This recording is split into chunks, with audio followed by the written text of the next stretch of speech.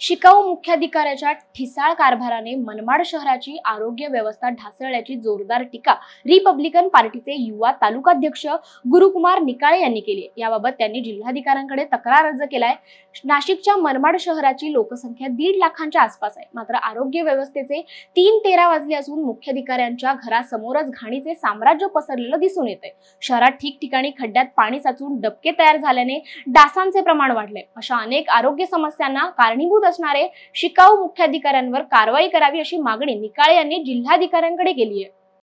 शहरामध्ये डेंग्यू सदृश्य डासांचा अतिशय धुमाकूळ घातला आहे। घराघरात रुग्ण आढळतात।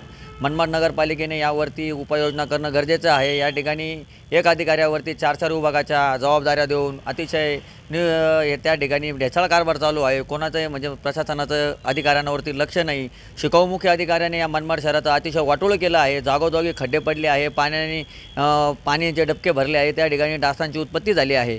त्या ठिकाणी डेंग्यू सदृश्य आजाराने थैमान घातलं आहे। अनेक घराघरामध्ये रुग्ण आढळत आहे। त्यामुळं ह्या मनमाड शहरातील आरोग्य व्यवस्थेचा अतिशय बोजवारा उडाला आहे। नगरपालिकेने याकडे गंभीरतेने लक्ष देऊन मनमाड शहरामध्ये घरोघर जाऊन त्या ठिकाणी मोहीम राबवून जर औषध फवारणी केली, धूर फवारणी केली तर कुठेतरी या साथीच्या आजारांना आळा घालण्यात येईल। त्याचमुळे तसेच मनमाड शहरामध्ये मोकाट जनावरांचा प्रश्न असेल, अतिशय मोकाट जनावरांनी सामान्य नागरिकांना रस्त्याने फिरणंसुद्धा मुश्किल केलं आहे। ते याकडे सुद्धा नगरपालिकेचं लक्ष नाही आहे।